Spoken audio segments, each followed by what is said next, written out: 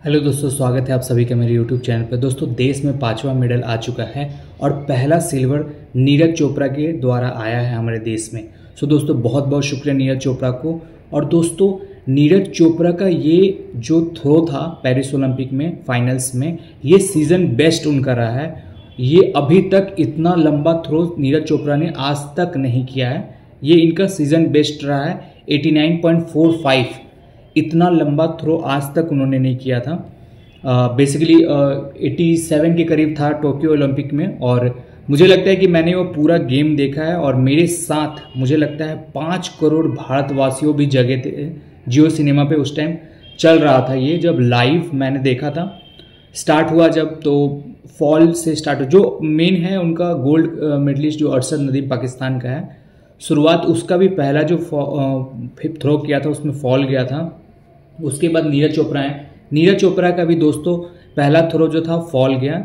और उसके बाद जब दूसरा अरशद नदीम जब फेंका थ्रो किया तो उसने रिकॉर्ड तोड़ दिया। मतलब इस साल का और पिछले कई सालों का रिकॉर्ड तोड़ करके उसने 92.97 का थ्रो फेंका जेवलिन थ्रो में।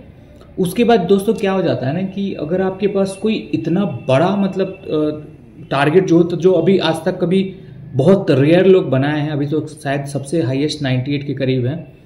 बट इस सीज़न में अगर आपका इतना लंबा थ्रो फेंका कोई, तो आपके पास एक ऐसा आ जाता है माइंडसेट कि मुझे उसको पार करना है। तो वो चीज़ हमें दिखा कि नीरज चोपड़ा को माइंड में यही था कि उसको कंप्लीट करना है, उसके ऊपर जाना है। पहला फॉल उनका गया। टोटल 5 फॉल फेंके उन्होंने इस ये में। सेकेंड अटेम्प्ट में जो उन्होंने फेंका था वो आया था 89.45। ये सीज़न बेस्ट रहा है नीरज चोपड़ा का। दोस्तों, मैं बोलना चाहता हूँ कि एक तो इतना कम उम्र, उसके बाद वो 2 साल इंजरी से गुजरे, तो मुझे लगता है कि ये जो इनका सिल्वर है ना, ये गोल्ड से कम नहीं है। इनके माँ का जब इंटरव्यू हुआ, जब वहाँ पे जीतने के बाद, तो उन्होंने यही बोला कि मेरे बेटा ने जो सिल्वर लेकर के आया देश के लिए, वो गोल्ड से कम नहीं है। और अरशद जो है वो भी मेरा बेटा जैसा है। उसने भी, और इस मुकाम तक पहुंचने के लिए, पेरिस ओलंपिक में फाइनल्स तक जाने के लिए, जो है आपका एक स्पोर्ट्समैन के नज़रिए से देखा जाए तो सब अपना मेहनत से वहाँ जाते हैं। यहाँ पे किसी का पैरवी, कोई सोर्स कुछ नहीं लगता है। मेहनत करते हैं तो वहाँ जाते हैं। तो वो भी मेरे बेटे जैसा है, उसका भी गोल्ड जीता है, वो अपने हार्डवर्क से जीता है। बहरहाल इन सब बातों को हटाते हैं। अब नीरज चोपड़ा के मैं बारे में बताना चाहता हूँ कि देश 144 करोड़ की जनसंख्या में सिर्फ नीरज चोपड़ा ही क्यों गोल्ड लाने के लिए एकदम उन पे ही क्यों आप लोग ये फोर्स डालते हो कि वही गोल्ड ला सकते हैं? और भी तो हैं, उनसे भी उम्मीद लगाइए। इन पे प्रेशर बन जाता है बेसिकली कि आप सिर्फ एक्सपेक्टेशन इनसे ही रख रहे हैं कि यही लाएंगे। अब ये जो प्लेयर, इनके ऊपर भी है भाई कि लाना है गोल्ड।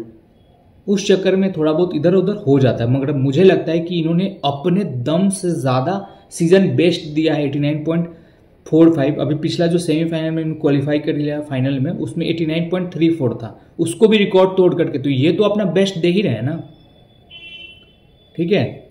इन्होंने भी वैसे भी इंटरव्यू में आफ्टर गेम उन्होंने इंटरव्यू दिया, तो उन्होंने बोला कि आज उसका अरशद का दिन था, आज मेरा दिन नहीं था। इंजरी के बावजूद मैंने इतना सब कुछ किया, तो सैल्यूट है भाई।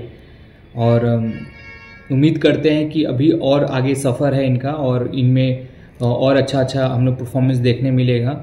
टोक्यो ओलंपिक में तो गोल्ड है। और एक चीज़ और बता देना चाहता हूँ दोस्तों, ये पहले इंडिविजुअल कोई गेम्स में पहले एथलीट बने हैं भारत की आज़ादी के बाद में, जिन्होंने लगातार 2 बार मेडल लिया है।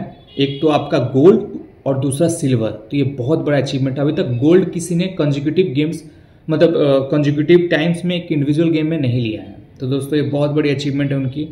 और रियली उनको खुद अपने आप विश्वास नहीं हो रहा है कि वो सिल्वर लेके आ रहे हैं। उनको पूरा उम्मीद था कि गोल्ड लेकर के ही जाएंगे भारत।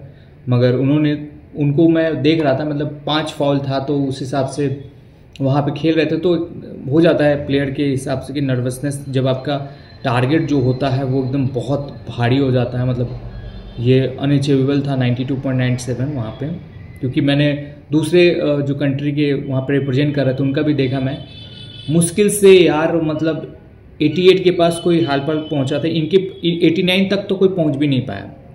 दूसरी बात, उनका कोई 4th 5th अटेम्प्ट में कोई 80 तक पहुंच रहा है, कोई 75 तक फेंक दे रहा है, कोई फॉल दे दे रहा है, ऐसे ऐसे करके वहाँ पे सिचुएशन चल रहा था। मैंने पूरा रात को 2 बजे तक ये सब पूरा सब देखा लाइव, और पूरा 5 करोड़ भारतवासी भी देख रहे थे जियो सिनेमा पे। तो ये है इनका देश, मतलब समझिए कि कितना इनसे उम्मीद था, और ये बहरहाल इन्होंने इंजरी के बाद अगर ये सिल्वर लेकर के आ रहे तो बहुत बड़ा अचीवमेंट है।